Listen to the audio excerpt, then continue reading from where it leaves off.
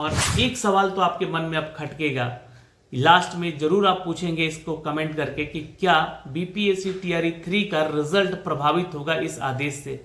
क्योंकि स्वागत है आप सभी का एजुकेशन की 86 में और करते हैं एक बार फिर से बिहार की तरफ। सबसे पहले तो शुभ दीपावली है आप सभी को, और दीपावली की बहुत सारी शुभकामनाएं हैं मेरे उन सभी श्रोतागण जितने भी सब्सक्राइबर हैं, प्लस उनको जो कि हमारे छात्र हैं और अभी भी अपनी परीक्षाओं की तैयारी में लगे हुए डटे हुए हैं। आप सभी के लिए मैं ये कामना करता हूं मां लक्ष्मी, मां सरस्वती और श्री गणेश की आपके जीवन में आपकी हर वो मनोकामना पूर्ण कराई जाए जो कि आप चाहते हैं, यानी कि आपकी मनो इच्छा जो है वो पूरी की जाए। खैर, यहाँ पे आज जो हम बात करने आए हैं ये बिहार बीपीएससी शिक्षक भर्ती की प्रक्रियाओं को लेकर है, जो कि मामला कल 29 अक्टूबर 2024 का है और ये पटना उच्च न्यायालय में इसकी सुनवाई की गई। ये जो मैटर है दोस्तों सौरभ कुमार एंड अदर्स बनाम बिहार राज्य सरकार और अन्य को लेकर है, यानी कि उन सभी मुद्दों को भी सुना गया जो कि बिहार के शिक्षकों की भर्ती को लेकर रहा है। और एक सवाल तो आपके मन में अब खटकेगा, लास्ट में जरूर आप पूछेंगे इसको कमेंट करके कि क्या बीपीएससी टीआरई 3 का रिजल्ट प्रभावित होगा इस आदेश से। क्योंकि इसकी सुनवाई का डेट रखा गया, यानी कि अगली सुनवाई इन सभी मुद्दों पे 2025 में जाएगा। तो सबसे पहला सवाल आपके मन में यही खटकेगा कि क्या अब बीपीएससी टीआरई 3 का रिजल्ट भी जनवरी तक आएगा। क्या सोचेगी अब इसके ऊपर आयोग, क्या सोचेगा और विभाग क्या सोचेगा, और क्या रिजल्ट में देरी होगी या फिर आपका रिजल्ट जारी कर दिया जाएगा। वीडियो आपको बता दें कि मामला बीपीएससी टीआरई 1 से लेकर टीआरई 3 का है। पहली चीज, टीआरई 1 में कौन कौन से चीजों पे यहाँ पर सवाल उठाए गए, तो उनका सबसे पहला सवाल यही उठा था कि जो बैकलॉग की सीटें थी उन सीटों को टीआरई 1 में नहीं जोड़ा गया। अब ध्यान समझिएगा, चूंकि बीपीएससी टीआरई 1 एक नई और फ्रेश वैकेंसी थी, जिनके सीटों की संख्या के बारे में जानकारी ऑलरेडी सभी जिला शिक्षा पदाधिकारी जो है विभाग को दिए, जीएडी को दिए, जीएडी ने यहां पर बीपीएससी को दिया। आपको बता दें कि यहां पर जो टीआरई 1 के दौरान नियुक्त होने वाले शिक्षकों का जो सीट था वो सीट खाली थे, उनके ऊपर ये यहां पर वैकेंसी निकाली गई। 1,79,000 के आसपास की ये वैकेंसी निकाली गई, जिसमें कि ये आरोप लगा कि इसमें बैकलॉग की सीटें नहीं जड़ गई। अब बैकलॉग की सीटें कौन, तो जो छठे और जो फेज का जो 5वें फेज का जो सीट बचा हुआ था नियोजित शिक्षक, उन सीटों की चर्चा है। तो जो आदेश के ऊपर जब मुझे लगता है कि जहां पर जो अपडेट आएगा वो यही आएगा कि ये जो सीटें निकल कर आई नई फ्रेश वैकेंसी के तौर पे, नई नियामली के तौर पे, तो ये तो वही वैकेंसीज होंगी जहां पर टीचर्स की कमी होंगी, और वो जो है यहाँ पर वैकेंसी सीटों की संख्या का अपडेट दिया गया। तो खैर इसके ऊपर इसको सुना गया, इनके मुद्दों को सुना गया, और इसका जवाब जो है अब आपको जनवरी 2025 में दिया जाएगा। फिर वही एक आरोप लगा बीपीएससी टीआरई 2 पे कि टीआरई 1 का जो बैकलॉग का सीट था वो टीआरई 2 में नहीं जोड़ा गया। तो इस मुद्दे पर जो है एक और सुनवाई हुई, जिसमें कि मांग हुई सप्लीमेंट्री रिजल्ट और रिवाइज रिजल्ट को लेकर, टीआरई 1 को लेकर, जिसमें कि ये आरोप लगा कि सरकारें जो है यहाँ पर अपनी मनमानी की, शिक्षा विभाग और यहाँ पर हमारे जो आयोग हैं, आयोग के कर्ता धर्ता, ये लोग जो है अपनी मनमानी की और यहाँ पर जो है सप्लीमेंट्री रिजल्ट और आपका रिवाइज रिजल्ट देने में काफी विलंबता की और इसको नहीं जोड़ा गया, ये आरोप लगा। फिर टीआरई 2 को लेकर आरोप लगा कि इसमें रिवाइज रिजल्ट इनको देना था, क्योंकि सीटों की संख्या कहीं ना कहीं जो है 1 कैंडिडेट 1 रिजल्ट को लेकर जो है खाली रह गई थी। 1 कैंडिडेट 1 रिजल्ट के मामले पर जब आता है सब कुछ टॉपिक, तो यहां पर जो है आप लोग का एक ही सवाल उठता है कि जैसे कि मान लीजिए कि एक शिक्षक अगर एक से ज्यादा जगह पर सेलेक्ट है तो एक ही जगह वो नौकरी करेगा। अगर वो नौकरी एक जगह कर रहा है तो बाकी 3 जगह का सीट उसका वैकेंट रह जाता है। तो ये मांग है उन सभी छात्रों की कि यहाँ पर 1 कैंडिडेट 1 रिजल्ट दिया जाए, जिसको लेकर भी मामला पटना उच्च न्यायालय में पहुंचा हुआ था। तो इसके ऊपर भी अभी जो अपडेट आएगा उन अपडेट्स का जो है डिटेल जो है आपको अब जनवरी 2025 तक सुनवाई में रखा जाएगा। तो इसके ऊपर शायद तक यहाँ पर जो है विचार हो, क्योंकि कल बीपीएससी में भी एक मीटिंग हुई थी, बीपीएससी में भी शिक्षकों को बुलाकर पटना में मीटिंग करवाया गया और उनसे भी जवाब तलब किया गया कि 1 कैंडिडेट 1 रिजल्ट पर क्या है। अब ये जनवरी 2025 तक जो है इसके फैसले आने की संभावना है।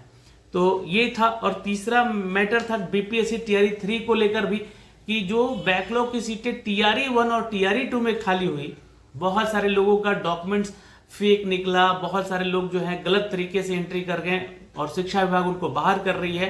तो इस परिस्थिति में जो सीटें बची टीआरई 1 और टीआरई 2 को लेकर, उसमें टीआरई 3 के में नहीं जोड़े जाने की बात कही कि ऐसे में टीआरई 3 को नहीं जोड़ा गया। तो देखिए एक मुद्दा ये भी था यहाँ पर कि इसको भी सुना गया कि टीआरई 3 वो जो वैकेंसीज आई वो इलेक्शन मोड पे भी आई और जल्दबाजी में दी गई।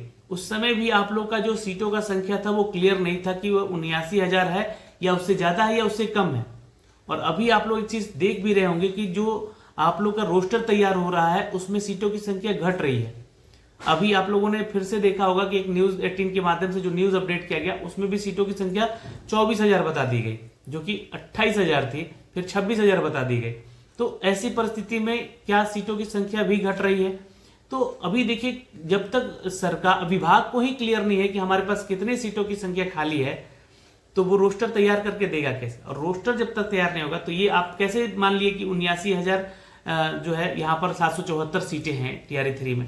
तो ये भी बातें उठी वहां पर और इसको लेकर आरोप लगा कि इसमें टीआरई 1 और टीआरई 2 से जो रिक्त पद निकले उनको बैकलॉग सीट के तौर पर नहीं जोड़ा गया। तो ये भी मुद्दा का सुनवाई वहां पर किया गया। अब देखिए हाईकोर्ट ने फाइनली क्या आदेश दिया कि इन राज्य सरकार को ये आदेश दिया और शिक्षा विभाग को भी अपनी तरफ से ये कहा गया एक तरह से इनडायरेक्टली कि जितने भी आपके पैरावाइज मतलब आपका केस है ना, उसको पैरावाइज जो है मतलब कि स्टेप बाय स्टेप करके उन सभी केसेस को तैयार करें और टॉप 10 केसेस में, जी हाँ टॉप 10 में यानी कि पूरे बिहार का जो टॉप 10 केस है उन केस में जो है आपको इसको रखना है। ये सुनवाई आपको जनवरी में होगी, नेक्स्ट ईयर जनवरी 2025 का यहाँ पे टारगेट रखा गया है। अच्छा, इन केस का जो परिणाम है ना, अब प्रभावित कर सकता है क्या टीआरई 3 को? ये अपने आप में एक बड़ा सवाल है। ठीक है, अब टीआरई 3 के मुद्दों को क्यों यहाँ पर रखा जा रहा है ये भी समझिएगा कि क्या इसको प्रभावित कर सकता है क्या? सबसे इंपॉर्टेंट सवाल है, देखिए नहीं कर सकता। यहाँ पर पटना हाईकोर्ट ने ही आदेश दिया कि आप अपना रोस्टर 50% पे तैयार करें और आप रिजल्ट दे सकते हैं। लेकिन यहां पर एक बात जरूर कह दिया गया कि जो रिजल्ट अगर दिया जा सकता है बीपीएससी टीआरई 3 का, सपोज रिजल्ट दे दिया गया तो ये प्रभावी होगा उस समय जब जनवरी 2025 में डिसीजन आएंगे। तो ये फलाफल जो प्रभावित होगा यहां पर, तो टीआरई 3 का रिजल्ट को प्रभावित कर सकता है। हो सकता है कि रिजल्ट को फिर से रिवाइज भी किया जाए वहां पर उस दौरान जब आपका डिसीजन फाइनल हाईकोर्ट का आएगा। तो ये बातें भी यहां पर लिख दिया गया।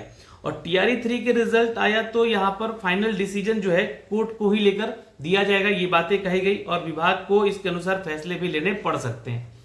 तो क्या विभाग और आयोग चाहेगा कि हम यहां पर पीपीएससी टीआरई 3 का रिजल्ट प्रकाशित कर दें? तो मुझे और मेरे इस अनुभव के अनुसार जो लग रहा है, मैंने आपको पहले दिन से कहा है इस बहाली को आने से ही कि ये बहाली टीआरई 3 का जो है ये इलेक्शन मोड पे निकाला गया बहाली है। सरकार इसमें विलंबता पे विलंबता हो रही है, पारदर्शिता नहीं बरती जा रही है, जैसे कि टीआरई 1 और टीआरई 2 के दौरान पारदर्शिता बरती गई।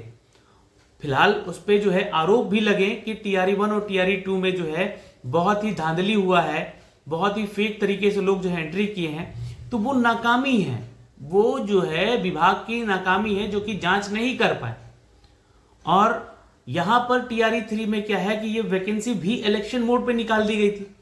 इसका एग्जाम हुआ, पेपर लीक हुआ, वो 200 लगभग 250-300 लोग जो पकड़े गए हजारीबाग में, उनके ऊपर कोई कार्रवाई नहीं हुआ। वो एग्जाम में फिर बैठे होंगे, वो फिर एग्जाम दिए होंगे। आपको क्या पता चल रहा है कि उन्होंने सेटिंग किया है या नहीं किया है? तो ये अगर एक तरीके से देखा जाए तो ये पूरा का पूरा इलेक्शन मोड पे बहाली निकाला गया। तो क्या इस बहाली को आप दलाली वाली बहाली नहीं कहेंगे? इसमें भी तो सेटिंग चल रहा होगा। आखिर जब वो लोग वहां पर सेट थे तो पकड़े गए तो उनके ऊपर कार्रवाई क्यों नहीं की गई? खैर, यहां पर हम उस मुद्दे पे बात नहीं करने आए हैं, लेकिन यहां पे आपको बता दें कि टीआरई 3 का जो रिजल्ट है ये प्रभावी होगा और इसमें विलंबता होगी। जी हां, आपके रिजल्ट जो 15 नवंबर और 20 नवंबर और 25 नवंबर का जो सपना दिखाया जा रहा है, इसमें कहीं ना कहीं मेरा अनुभव कहता है, देखिए हो सकता है कि मैं गलत भी हो जाऊं, मैं ऐसा नहीं कह रहा हूं कि मैं सही हूं, मैं तो चाहता हूं कि आपका रिजल्ट आ जाए, लेकिन कहीं ना कहीं जो है इसका एक जो आग का जो धुआं है ना वो दिख रहा है कि ये अगले साल रिजल्ट आने का संभावना बढ़ रहा है यहाँ पर।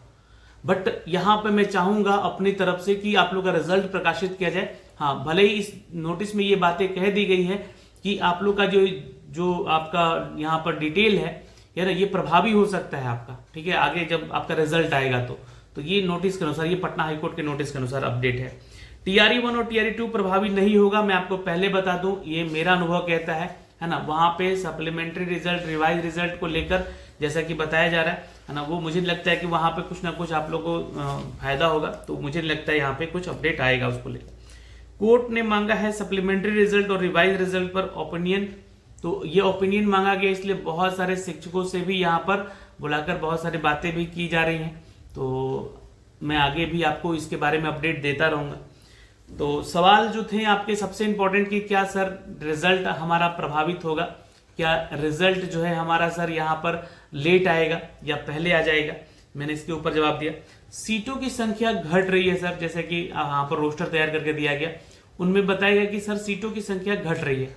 तो क्या सीटों की संख्या जो घट रही है उससे नुकसान होगा, और सप्लीमेंट्री रिजल्ट और बैकलॉग सीटों से जो सीटें नहीं जोड़ी गई यहाँ पर उसका क्या नुकसान खामियाजा होगा, क्या ये बहाली रद्द हो सकती है? तो देखिए कोई बहाली रद्द होने की कगार पे नहीं है, यहाँ पर कोर्ट भी इस बहाली को बचाने का प्रयास करेगा, क्योंकि एक छात्र की बात नहीं है, लाखों छात्रों की बात है यहाँ पर। और दूसरी चीज की फिर अगले साल जो बहाली आनी है टीआरई 4 को लेकर, उस पर भी चर्चाएं हो रही हैं, तो वो कैसे आएगा? तो वो अगले साल ही अब नोटिफिकेशन उसका जारी होने का अब तो संभावना दिख रहा है यहाँ पर, और वो जो है इलेक्शन से पहले जरूर आएगा, क्योंकि सरकार इलेक्शन लड़ना चाहती है यहाँ पर और बम्पर वैकेंसी दिखाना भी चाहती है छात्रों को, तो इसलिए वो भी अभी प्रभावी आपका होगा और उसका नोटिफिकेशन अगले साल ही अब आने की संभावना है। तो ये सारी चीजें हैं दोस्तों जो कि इस नोटिस के जरिए हमने आपको बताया है। आपकी क्या राय है, आप क्या सोचते हैं, आप भी कमेंट सेक्शन में लिखने के लिए बिल्कुल यहाँ पर इंडिपेंडेंट है, लेकिन शब्दों की वाणी को थोड़ा सा विराम देते हुए किसी को इससे दुख ना या ठेस पहुंचे, इस बात का भी ध्यान रखेंगे। जय हिंद, फिर मिलेंगे आपसे अगले वीडियो में। आप हमारे इंस्टाग्राम को फॉलो करें, आप हमारे kyeducation.in की वेबसाइट पे विजिट करें, और आप जो है हमारे ऐसे ही अपडेट पाने के लिए चैनल को सब्सक्राइब करके रखें। जय हिंद।